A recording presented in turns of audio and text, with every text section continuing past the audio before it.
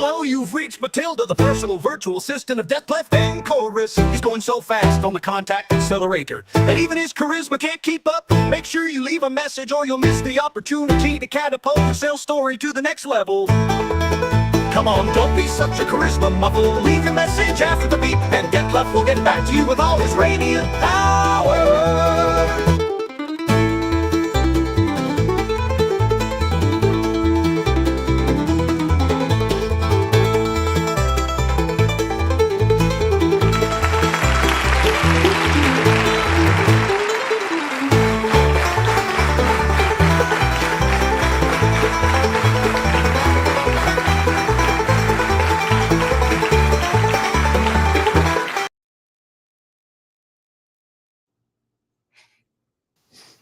And here he is. Good morning, America. Good morning, Europe. Here we are with Contact Accelerator. You are the show. Peter Jude Ricciardi is here, the man who makes brands sing, dance, and occasionally cry tears of joy. Ladies and gents, welcome to Contact Accelerator Live. You are the show, and today the show is Peter Jude Ricciardi, a Disney veteran, a storytelling scientist, and possibly the only human alive who can brand a banana and make it feel aspirational.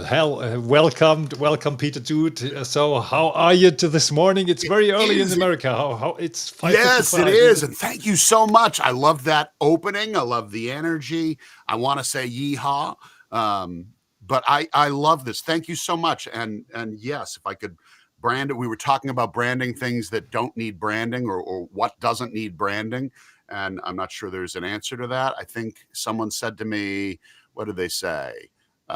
Gosh, I forget. But a banana is a good example. That's a good example. Peter, why is the phrase authentic personal brand often about as authentic as a spray tan in a snowstorm? That'd be me. Absolutely. Thank you for having me today. I appreciate it. And hello, everybody that's joined us. Thanks for coming in pre your lunch hour or at your lunch hour. And for those of you who got up super early to hang out with Detlef and I, thank you again.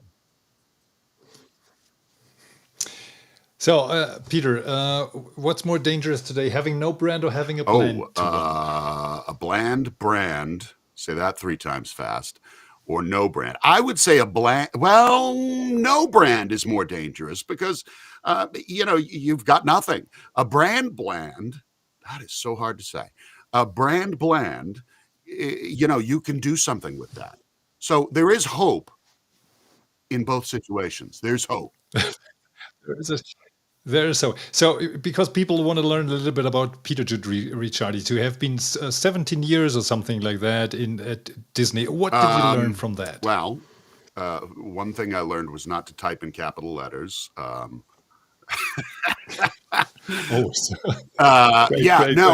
mean, I learned a lot at Disney. I started Detlef as I walked in off the street into an office building that I really wasn't sure what was going on. I saw the words ABC and Disney on the front door, and I thought, well, I should go in there and see what they're up to. And I learned a lot about copywriting and messaging, voiceover, directing, production, and content creation. But the thing I think I learned the most was about how to develop a story for anything. I think it was more about storytelling than anything else. Learning how each brand and every company and every product has a unique story to tell. Whether they feel they're they're a bright and shiny luxury product or maybe a less sexy, print ribbon, they've all got a story to tell. And if you really think about it, there's a way to eke it out, find it, and share it with the right audience. So storytelling very often means that you have a hero fighting with everything in life, and sometimes fighting more than death. So something with self-worth and so on. So let's say someone thinks branding is just a logo and a LinkedIn headline. What's your most outrageous analogy to blow them? For a logo and a LinkedIn headline? Goodness. So in terms of storytelling. Yeah, I really think that one of the things that people miss out on the most is, you can say what you do and all the things you are, professional titles, but like I think that the most important part about a headline for LinkedIn is telling people, the audience you want to attract, tell them how you solve their problem. That's the simplest thing. Nobody cares that I'm a producer or this or that or the other thing. What they care about is how I can solve their problem. So when you start there, the other thing about logos or profile imagery on LinkedIn is, and this goes across the board, people want to see you. People do business with people. So it's important to keep a really healthy balance and a strong profile image of yourself. I've changed mine a few times over time. Frankly, there's plenty of programs, and I think you introduced me to one that would people would vote on your picture and say whether you're competent, friendly. And that was a weird rabbit hole to go down, because I kept looking at it and going, what do you mean I don't look competent? What the you? And then, I realized, I said, okay, well, this is a small population of a small cut of an audience that I have no control over or any idea who they are. So I really looked at a thing like that and said, put the picture that you're most comfortable with, something that shows who you are, whether it's me going like this, or just. Yeah, you have a funny picture here. Yeah, bring it up. I've always show have it a little bit when this one here when you book your Disney brand strategy call with Peter Jude Ricciardi here. Just scan this QR code, and this is a picture where you feel comfortable with. What did your children say, and what did your partner say? Lose the pink hat. What are you doing? But I said no. I'm keeping the pink hat. Although I got to be honest, I don't know where the heck that hat went. Either someone made off with it or someone made it disappeared. I loved that hat because it was shockingly pink, and B, because it is a promotional item for a pug named Frank, who has quite the pug named Frank. Yeah. Do you have a pug? I met this pug at a concert, and he was part of the show. And he has like millions and millions of followers on TikTok, YouTube, and the whatnot. So fascinating. I happen to have a dog. Her name is Libby Mae Brown. We call her Maybe for short. And she's a 90-pound red bone coonhound who thinks she's a small dog. Oh, yeah, you're funny. So I have a small dog called Phoebe. So this is the funny thing is two dog owners are talking very early in the morning in America about personal branding and branding and so on. If branding is theater, where's most of the audience regularly asleep? I think most of the audience members fall asleep at the back and in and around the outer aisles. That's because they're probably just sort of half listening. People that are tuned in up front, I think, are attentive and engaged, and you want to play to that audience for sure, because they are there and they are most active and most ready to engage with you or your brand. But I think that if you don't pay attention to those outer rings, the people in the back, if you don't wake them up, shake them up, you're never going to get them. So people's attention span is so short and so quick these days. I blame Viacom, Sumner Redstone and his pals, and MTV for that. They got us started on that, at least in America. And I would say that, people's attention spans are getting shorter and shorter. So you've got to be stunning. You've got to be awe-inspiring or plucking the emotional strings in order to reach the people at the fringe. Because at the end of the day, you need them all. Yeah. This is funny because everybody's talking about target groups and designing your target group when you in terms of brand strategy. I very often am quite curious because people try to fit in sometimes, and is that a good strategy? I think for a brand, you've got to be able to. You cannot create one source of messaging that blankets everybody. So, the one thing I've learned at Brandartica, and I've learned it previously at Disney, is that if you're targeting an audience, you're hit or miss. You may reach that audience, you may not, but you're missing all the other people who find that your message is not relevant or doesn't speak to them. So I think what's important for brands, especially these days, is to have multiple segments of audience and to create, and this is where the magic, I think, comes in, as I call it, the magic from the mess, because if you could see my desk, it's a bit of a mess. I think that you have to have unique messaging that has a consistent golden thread all the way through that ties back to your brand. But you really do want to make sure that the message you're providing is unique to this audience, and this audience, because they all speak differently. It's just like going to a different country. It's just like if you post on LinkedIn and shove the same post out to Instagram, to Facebook and TikTok, I guarantee you will fail, because each of those audiences share many people. Each of those platforms share many audiences, but they also speak differently and they act differently and the habits are different. So you do have to maintain some sort of uniqueness in each message for targeting multiple audiences. Oh, very interesting. So I have one principle is with the Contact Accelerator program, because I'm always saying helping to understand people. Many people say it's complicated to get in contact with my target clients, with prospects and so on. And I say it's just easy. You need one expert, you need one appointment, and you need one interview, and the rest is done for you, as I say it. And says we make a one pager, make 3 videos where 3 questions are answered in advance. The first question is, who is this guy, and why do we have to think about him? The second question is, why do I have to think about his funny topic? And the third question is, why do I have to book an appointment? So when you think in terms of brand article, Peter Jude Ricciardi, what would you say?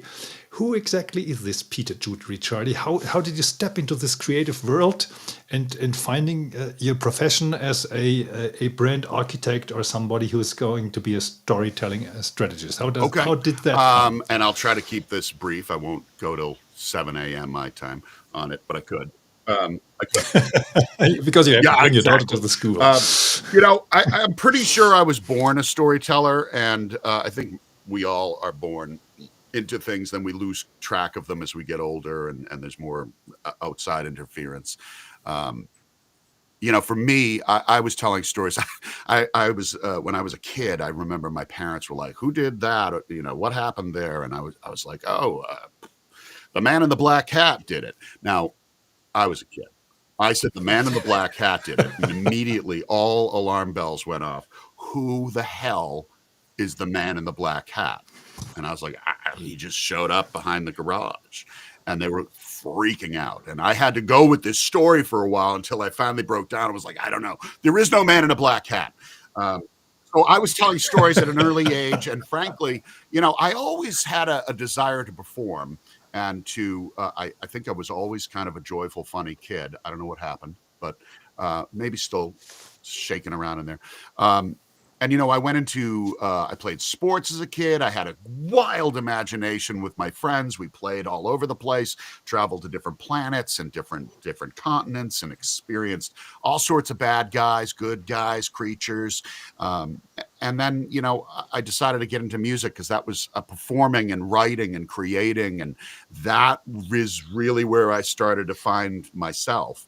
And, that really eventually led me to looking for something where I could do similar. I didn't want to continue dragging friends and family out to bars on a Wednesday, Thursday night to watch me, perform the same 7 songs I'd been performing for 3 years. So that led me to a radio job. That led me to my job at Disney. And that's where I kind of bloomed into going, you know what? I love to make, I love to create, I love visual, I love sound. My favorite thing about storytelling is taking imagery and sound, music, or a voice and blending them together.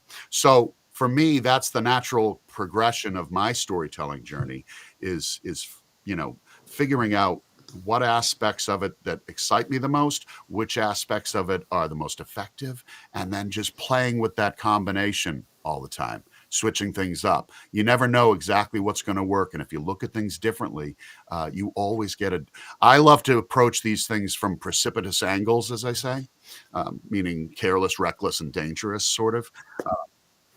Yeah, I think it's just let me ask this question. This is a Disney principle, isn't it? Somewhat, yeah. Just look at this scene from different perspectives.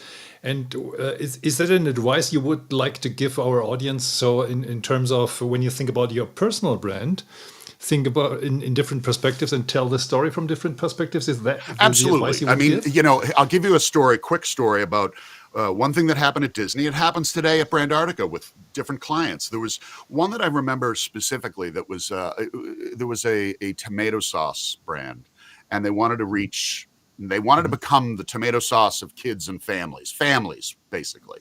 And someone in their glorious thinking, probably a salesperson, no offense, decided that, why don't we just do fun facts about tomatoes? Kids love fun facts. And I remember thinking, like, are you insane? Like, okay, yeah, kids like fun facts, sort of, but like that, kids aren't driving the grocery cart, and they're certainly not spending the money, and they probably don't give a shit what tomato sauce you buy.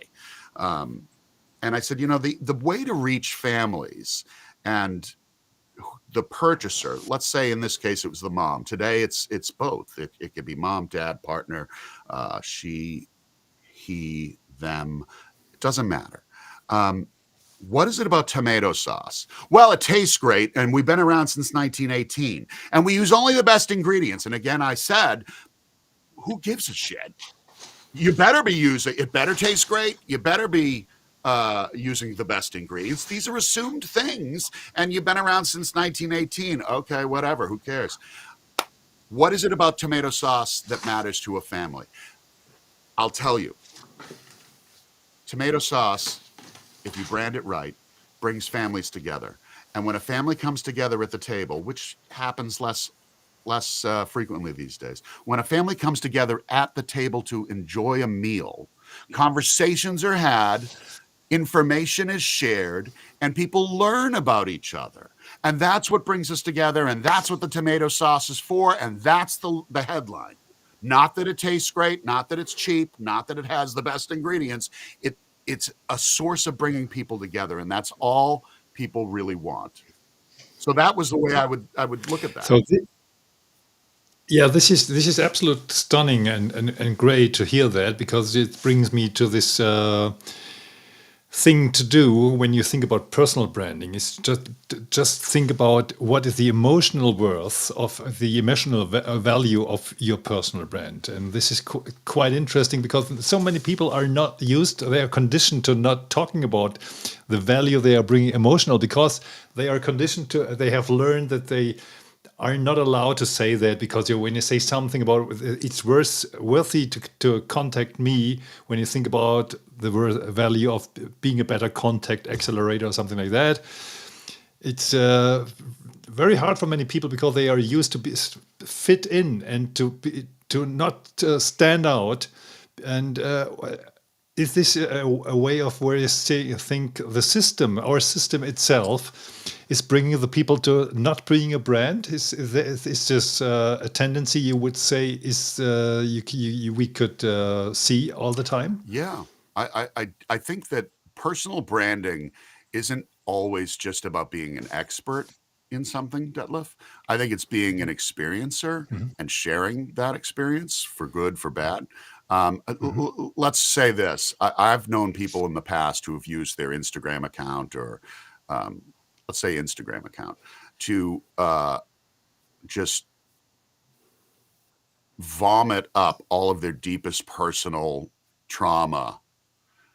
And, I go, I, as a person, as a human being, I'm empathetic to your trauma, but you're a photographer, and I'm not hiring you because you seem to be like head and hands down in the dumps, depressed all the time. I don't want that photographer on set. So I go, that person's personal brand is way off base. They're losing the point. There's a point in being, authentic and vulnerable, but you also have to keep track Mhm. of, what it is you're trying to achieve there. And if that's the case, if you want to get more gigs as a photographer, you might want to sprinkle in a little bit of your experience into that content. I was going to say to you, what's really interesting to me about personal branding? I had a person recently that I met. Her name's Nikki. Hi, Nikki. She's in Jamaica, and she may be here this morning. I don't know. And she's a copywriter. And we had this joyous conversation about life and her family and her experience and growing up. And eventually we got around to the copywriting. And it was fun to listen to where she's trying to take it and what she's trying to do. But then we kind of went into this other zone where she's an artist, a painter, and her paintings are beautiful. And I said, she's like, I'm still trying to find my niche as far as content. And I said, you know what I would do if I were you? I would take the thing that you're passionate about, copywriting, you love doing it, you're good at it, you're great at it, but you're also a fabulous painter and your work is unique and gorgeous and stunning. It's emotional. I said, why not take your paintings, post them on LinkedIn, and then use your copywriting skills to bring that painting to life, give a character, give us a backstory. And I said, then that gives two things. You're a copywriter, you're a painter, but you're very unique in the way you combine them. So that to me is looking at your personal brand through a different lens. Does that make sense? Yeah, yeah, absolutely. So you said the word backstory. What? Yeah. Just I understand that, of course, but what is the backstory for many people that don't know the concept of Aristoteles and don't know the concept of backstory? Would you give Absolutely. some If advice? everybody knows what an elevator pitch is, a lot of people that are founders and brands, they know they got to have an elevator pitch. It's Yeah, but nobody's able to do that. I know. Guilty also. I mean, every time I turn around and go, my elevator pitch is like 20 minutes long, or it's changed from yesterday. Yes, the longest It's a elevator lot. ride in So the you have to world. be, yeah, the Yeah, elevator has to be exactly. stuck. But the backstory is, and this is what I find interesting for brands, is when you think about a backstory is sort of like takes you from point A to point B to point C to point, it brings you from the past to the present, and then it alludes to the future. So for in her case, I was saying, you've got these beautiful paintings that you're doing on your own. Maybe you want to share, maybe you don't, but you could bring them out to the forefront. Now it's not just a picture that you're posting of, it's me, or it's a beautiful scenery. It's me and my best life. Everybody can do that. Everybody does that. It gets a little boring. Share your art and write the backstory. What is that piece of art about? You don't have to tell me how you made it. Tell me who this person is in the picture and what's happening to them. Make it the fuck up. And that to me is most interesting for a backstory. For when a client, we've done logos for clients and they've said, well, I don't know. I don't understand it. And I go, stop. I'll explain to you the backstory of this logo. Do you see this shape and this knockout and this negative space? Actually, that's the space inside of an A. And that's the A from the font that we've chosen for your typeface. So that's the knockout. And then this thing around it, which has these odd shapes and curvatures, well, that's the outside of an O. The capital O in the font that we chose. So what we did was we looked at it differently. We looked at it from a precipitous angle, one that nobody would imagine. And we found a unique shape that nobody else has. And now it's yours. And that's the backstory. And they went, oh my God. Yeah, great. So you revealed a hell of a lot of insights about creating a logo and creating a backstory. Many people aren't used to using graphics and so on, and using fonts and so on, and writings as a form of expression of a backstory or something like that. So when you think of logos, of great logos like I don't know exactly. Let us take McDonald's for example.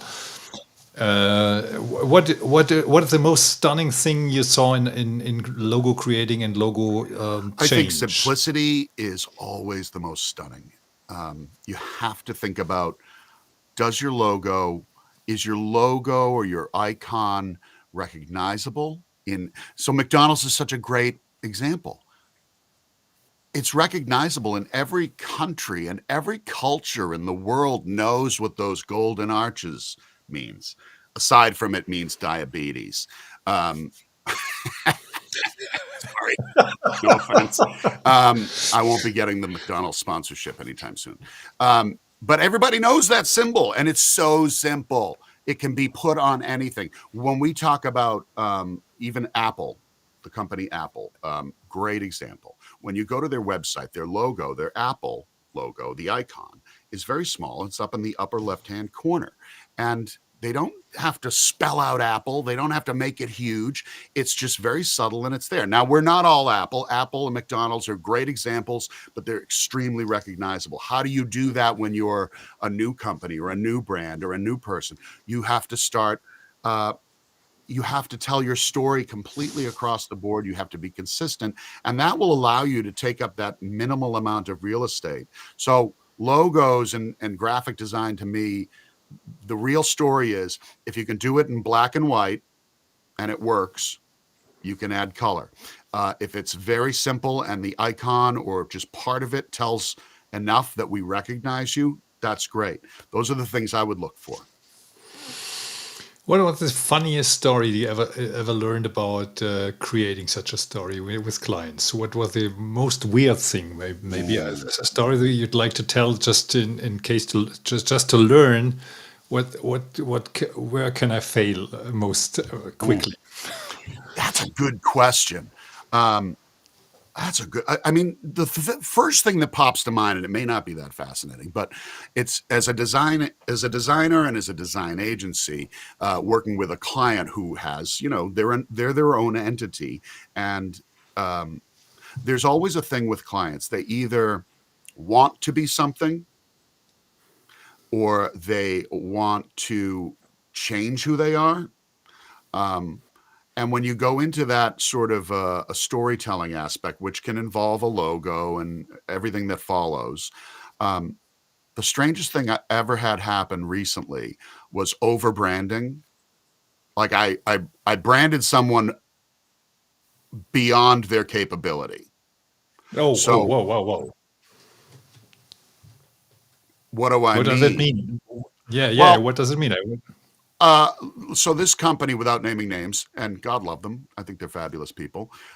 Their explanation, what they did was they were a high-end luxury item cleaning service. So the kind of things that might chandeliers in the Smithsonian or the White House or museums, the Vatican, cathedrals around the world, high-end luxury items, not something that I have in my house.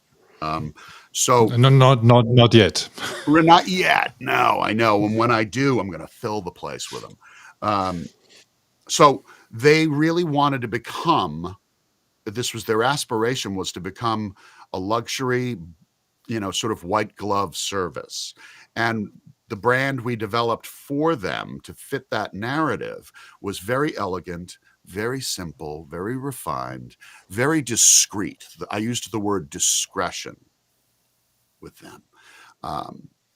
And what ended up happening was they could not, their business and their team internally didn't buy into this narrative, even though the owner bought into it. And they could not live up to the elegance. So what I'm saying is these people were showing up on site perhaps to do a cleaning. And whereas I said, you should be showing up in a clean black van. You guys should be dressed nicely. Great idea. So you have to style the whole brand and the clothing. But they weren't doing it. They couldn't do it. They wouldn't do it. And I remember they said to me, yeah, now we're going to order some hoodie sweatshirts and then we'll probably cut the sleeves off because that's what the guys do. And I thought, the fuck are you doing?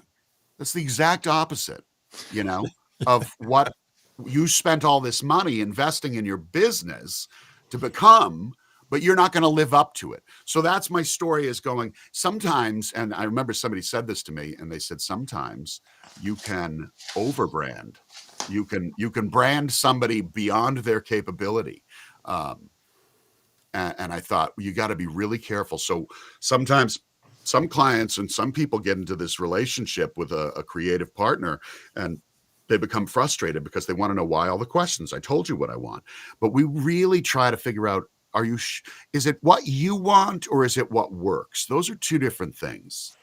Yeah, great question. So just to think about that, when you try to be a personal brand, just think about your personality at first, and don't talk about what you want to be, because all those wannabes, there are many wannabes out there, and they're not living up to their values very often. This is what people can see and what people can feel. And this I recommend all the time. Just think about what are the five most attractive values you want to stand for. And if you have a clarity in your mind, then radiance follows after that. When clarity is here and charisma comes in and steps in, like talking about not only bubbles, but talking about what you're living up. So when you talked about this artist a few minutes ago, this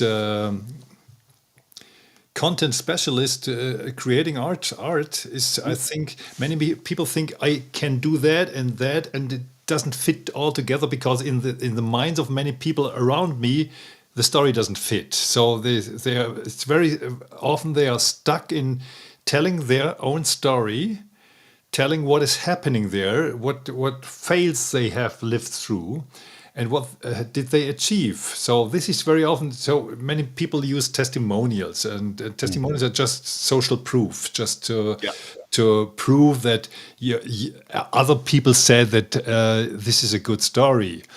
Of course, we do that all the time, but we know, everybody knows that it's survivorship bias. We always present all those guys that have lived up to this methodology, this sort of doing things, but nobody showed those guys where it didn't work. So I think, would you recommend just to talk about both sides of the medal?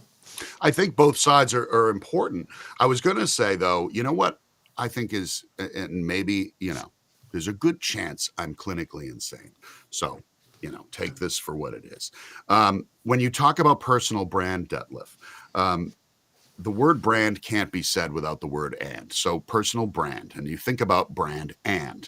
I think about, and I talk to people often about their ands. So everyone has ands. Everyone is an ander. Outside of your professional career, let me ask you, you are Detlef, you are a host, you are a talent. In your personal life, what else are you? And you're a dog dad. What else? And a father, and a partner, and I'm a lover of chocolate, and I'm doing sports, and so it's 1,000 things, I think. Okay, so on that premise, we go, look. If we were developing a personal brand, which you've got it. But I tell people, take your ands and incorporate them into who you are, because it's that part of you that makes you incredibly unique. That's the blueprint of who you are. So we can all be a CEO. We can all be a founder. We can all be a thought leader. We can all be an owner or a manager. Yes. What's it boring?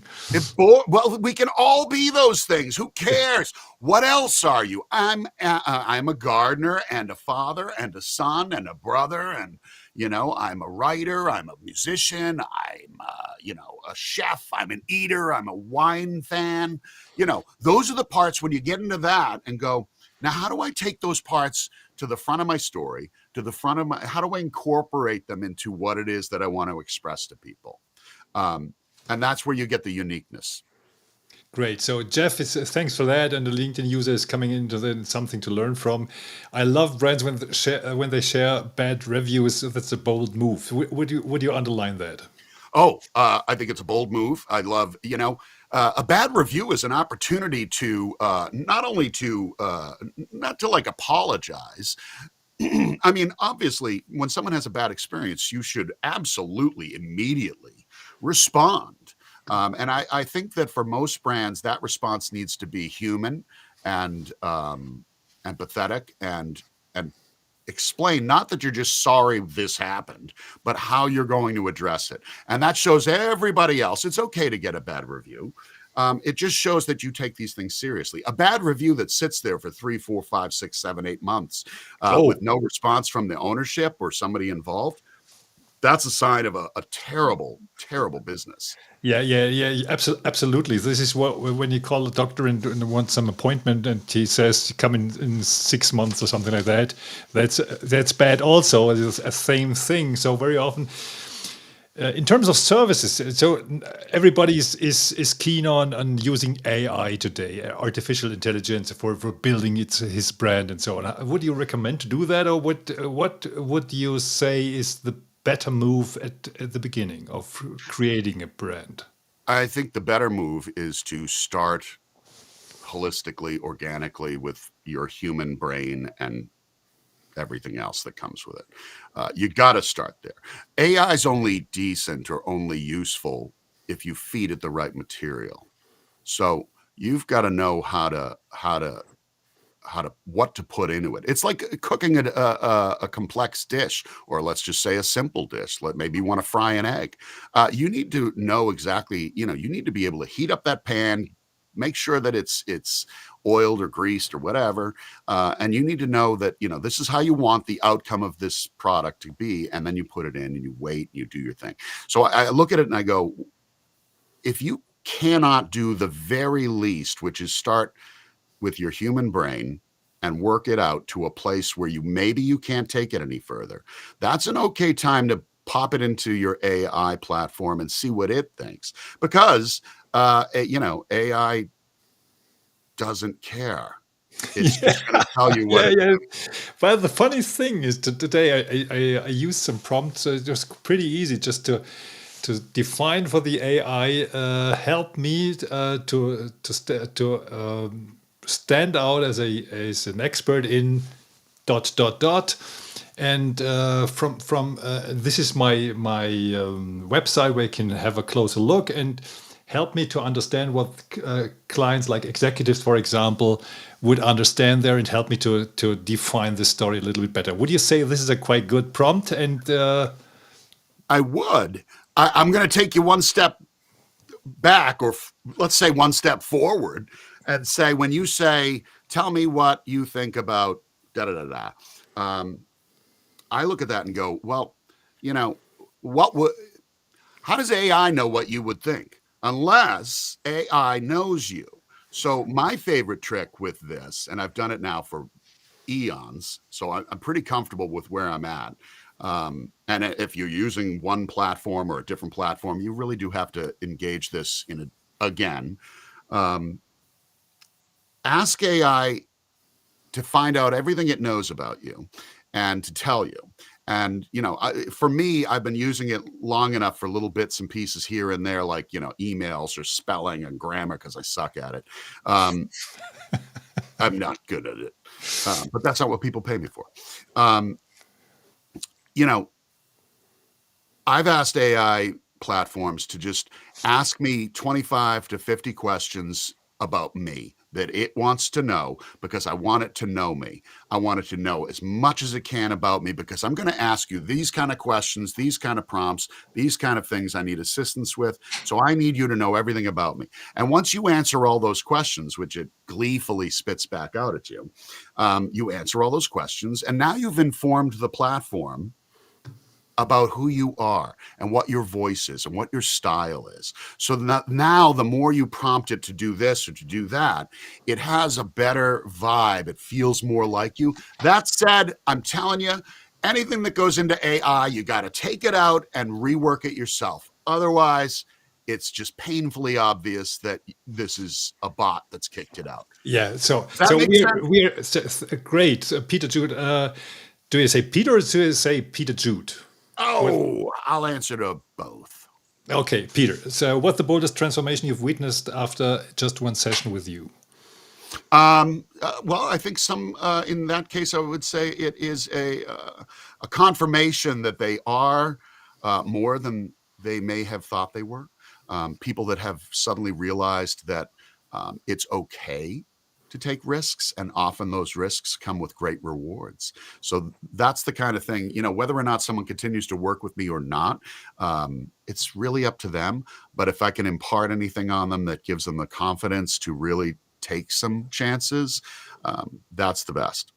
That's the best. So this was a great conversation with Peter Jude Ricciardi, Disney veteran and brand storytelling strategist. I'd love to hear from you and to learn a lot from you. Thanks to the audience that you had been joining with us. And Contact Accelerator is a funny program where you can stand out and step into a one-pager where we ask 3 simple questions. Who are you? Why do I have to think about your topic, and why the hell do I have to book an appointment with you? So Peter Jude Ricciardi, it was great to have you as a guest here, and this was Contact Accelerator. See you soon, and next week I have a next guest, and maybe in German, but it was great to have you in the morning in the US. Have a nice day and see you soon. Cheers. Thank you, Detlef. Thank you. Hello, you've reached Matilda, the personal virtual assistant of Detlef and Chorus. He's going so fast on the Contact Accelerator that even his charisma can't keep up. Make sure you leave a message or you'll miss the opportunity to catapult your sales story to the next level.